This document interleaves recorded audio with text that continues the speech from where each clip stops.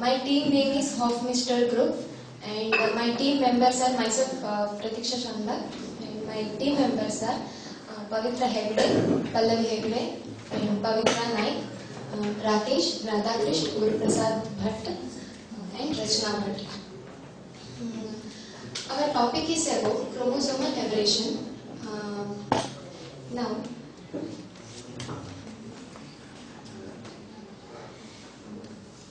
in yesterday's newspaper, I have heard about chromosomal effects, that is also known as chromosomal aberrations. Of course, chromosome plays a very important role in the human body construction. So, it's a vast topic. I agree. But we studied this topic. But we studied this chromosomal topic in past 5 years. So surely, at least we have a primary knowledge about it. But yesterday I have read about chromosomal defects, that is, structure or number of chromosomes is abnormal. Oh yes, even I heard about this in the newspaper. These abnormalities can affect any chromosome, including the sex chromosome. The abnormalities may cause death to the embryo or fetus before its birth. Yeah, small changes may occur in specific gene, and there is no changes occur in structure of chromosomes, and it causes serious disorders like sickle cell anemia and muscular dystrophy, etc. So what it is exactly chromosomal aberration?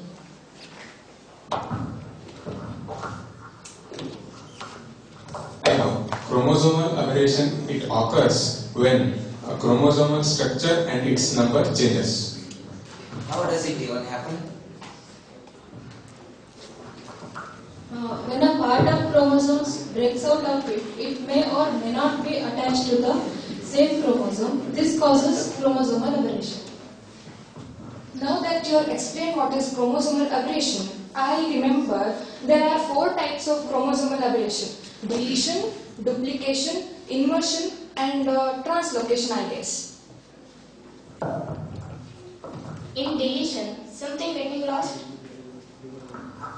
Yes, where segment of chromosome is lost. It can be terminal or intercalary.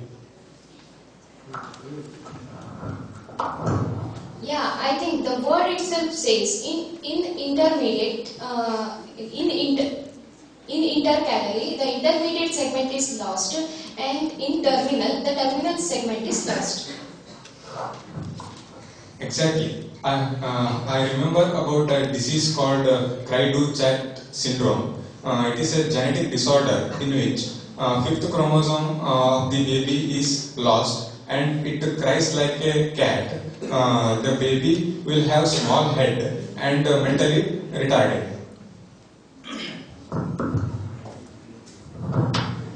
Oh, what happens to the segment which is broken out of chromosome?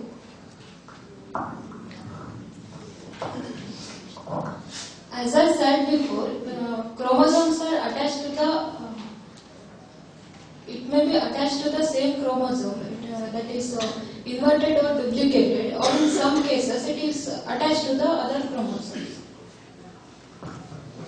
What happens when it duplicates? In Drosophila, where bar is found. When a segment is repeated, it causes duplication, I think. Yeah, it's true, and it causes position effect. So, now I have one question. What is that position effect?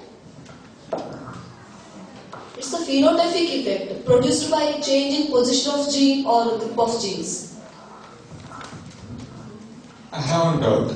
Is there any chance of gaining or losing chromosomal segments in inversion?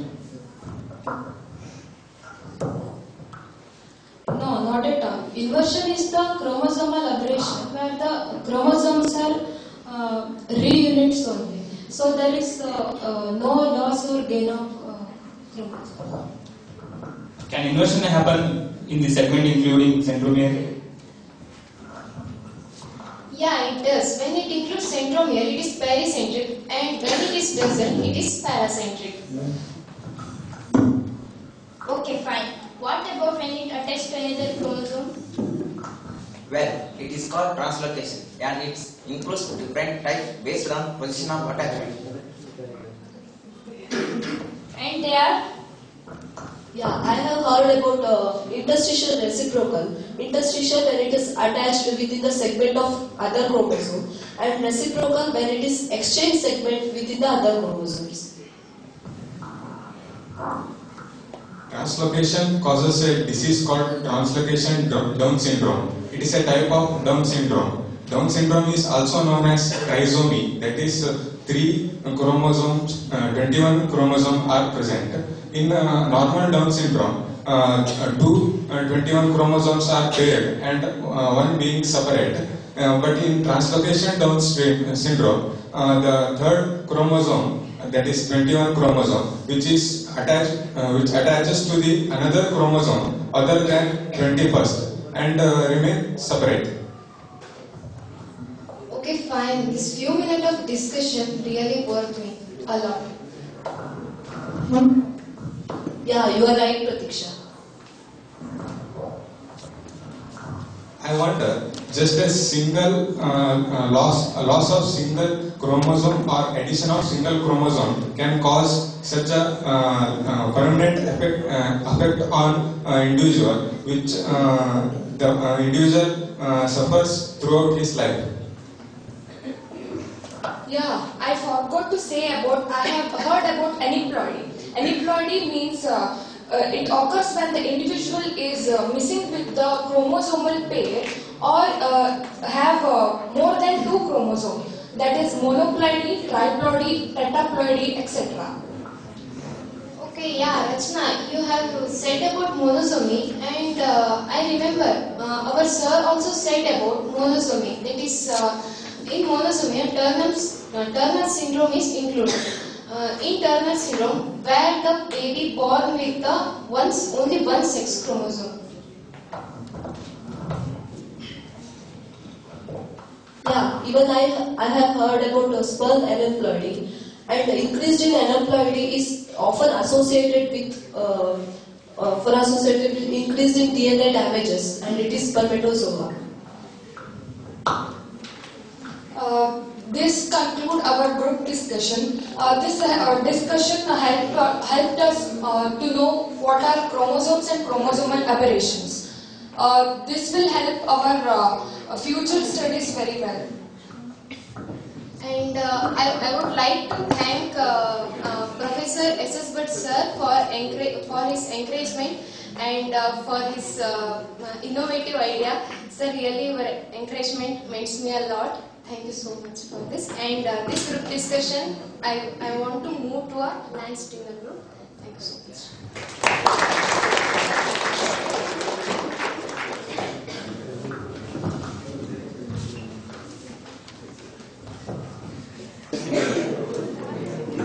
Good morning, everyone. Today we Lance Dinner Group are discussing about ABO blood types and their inheritance. So myself, Divya Naik, and Ashwini Kalpa, Mahati Vaitekar, Zeba Sheikh, Prithvish Bhatt, Ganesh Hegde, Gagan Kumar, Vinayak Hegde are my team members. So nowadays there are a lot of misconception about blood typing. Based on the blood type, we can find a perfect match. So here we discuss about blood types and their inheritance. So who discovered these blood types?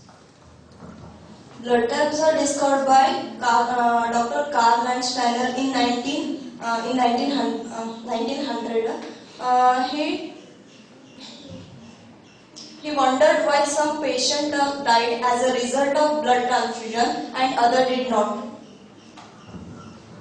Actually, blood types inherited genetic traits like eye color, hair color, etc. However, blood types are not inherited according to Mendelism. It gets complicated because we have 3 alleles. So what are the blood types?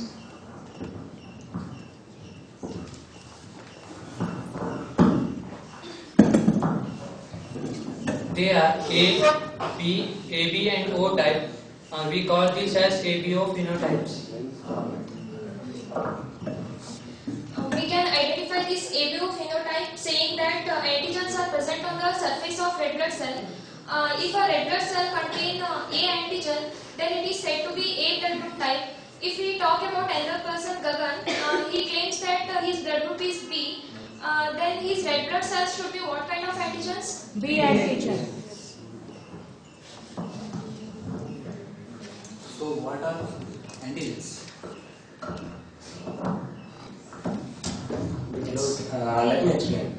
Our system or our immune system recognizes foreign particles that are usually not present in our body as antigens.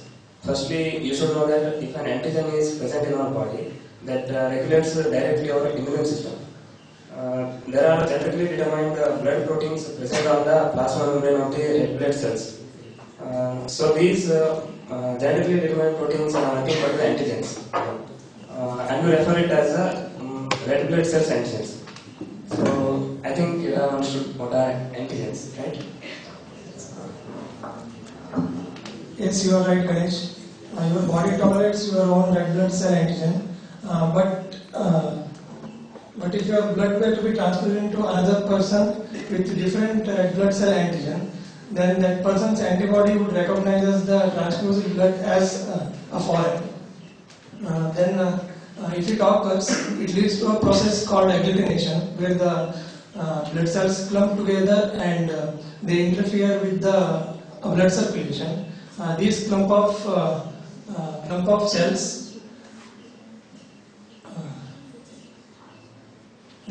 cells can clog up the small blood vessels in the body.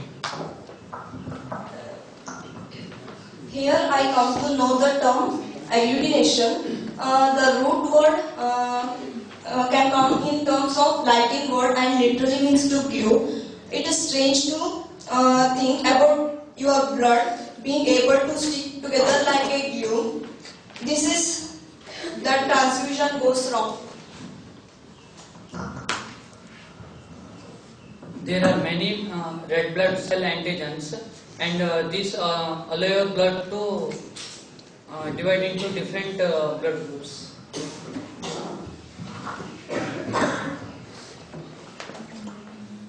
ABO blood types are the classification system for blood. So this is based on due to the presence or absence of A antigen or B antigen. Antigens like ABO antigens, which are inherited from your mom and dad, in that form it determines what kind of antigens you will be having, and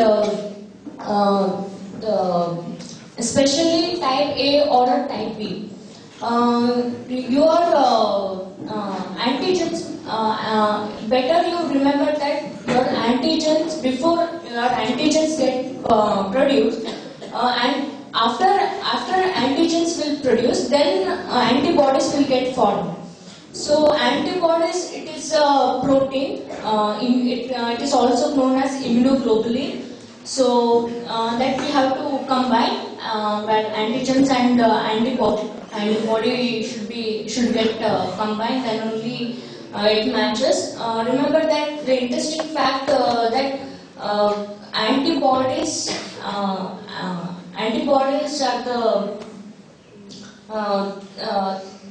the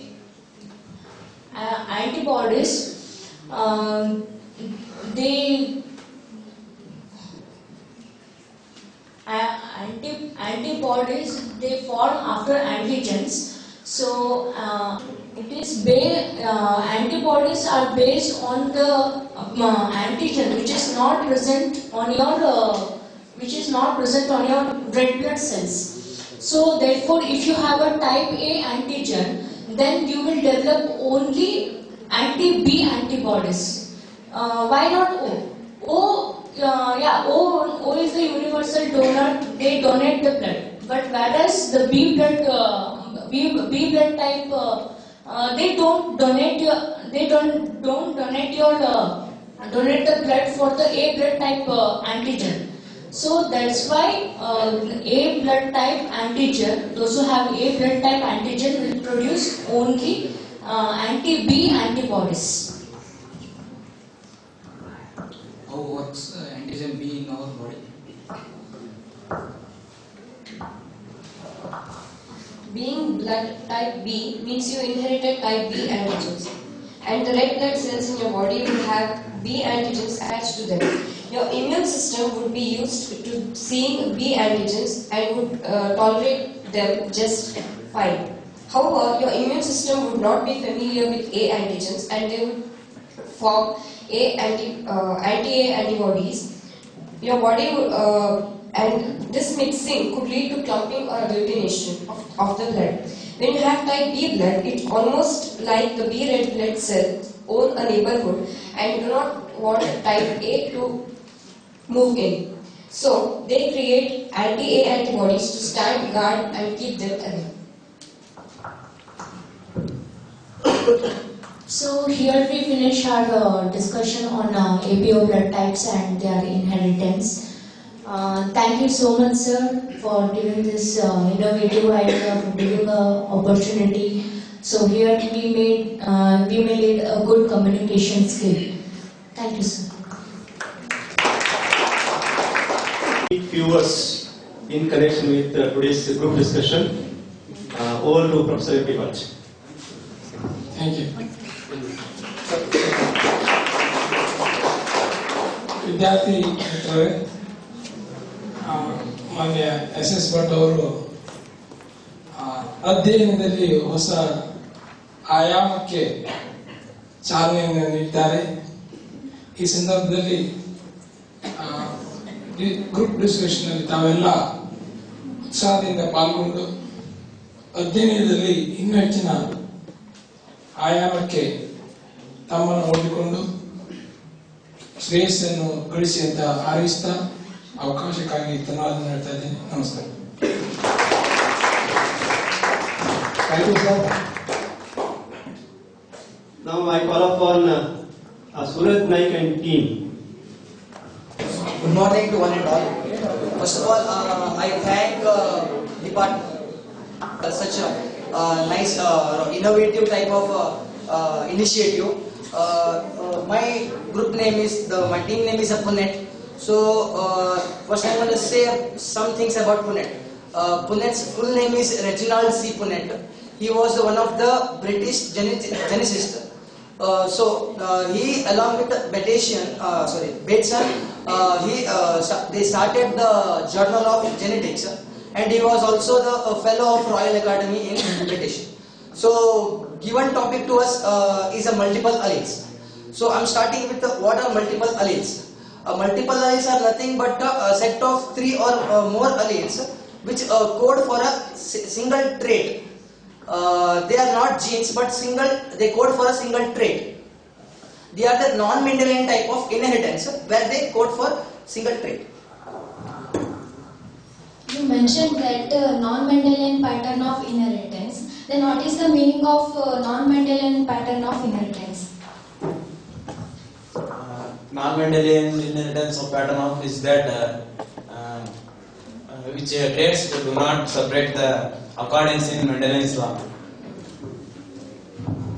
Then what is the difference between multiple alleles and polygene? Polygenes are multiple genes that code for a same trait, but in multiple alleles there are a single gene has different versions of it. So there will be a variation in a trait, a single trait. Multiple alleles have a single gene, but polygenes they have many genes which express for single trait. So this was about multiple genes. So let's talk about the characteristics. Does anyone know some characteristics about multiple alleles? So I remember one character. Multiple alleles are always occupy the same locus in the homologous chromosomes. Another character is multiple alleles do not exhibit the process of crossing over in themselves. The other character of multiple allele is that the multiple alleles always regulate a particular character. White persona multiple alleles do not exhibit the process of crossing over? As multiple alleles, they locate in the same region of homologous chromosome. They do not exhibit cross between. I know another character of multiple allele. That is the multiple alleles. Among multiple alleles, the wild type is almost always dominant over the normal type, and the mutant type may be dominant or sometimes incompletely dominant. What if both alleles are equally dominant? If both alleles are equally dominant, then codominance takes place, which results in the exhibition of both the alleles and it forms an intermediate type. So, is there any example where both dominant alleles are equally expressed? Yes, in the AB blood group, both the alleles are dominant. AB blood group, IA and IB, both are dominant. So, due to the codominance, no recessive allele is formed. Another one character of multiple alleles, when the two mutants are crossing over, the progeny will produce only the mutant types, not the wild types. Can you explain why it produces the progeny with the mutant type and not with the wild type? When the two mutants are crossed, the mutants does not contain the wild gene. Hence, in the F2 generation, the mutants does not contain dominant wild gene. Hence, the offspring contains only the mutant types, not the wild types. We just talked about the characteristics. So, shall we move on to the examples? Does someone know the examples for multiple allelism? I remembered one example. In skin coloring, rabbit is due to multiple alleles. There are 4 types of rabbit: Chinchilla, Himalayan, Agouti, and Albino. Chinchilla is dominant over Himalayan, Agouti, and Albino. Agouti is dominant over Albino, and Albino is most recessive one. What would be the F1 and F2 generation when homozygous wild agouti is crossed with mutant albino?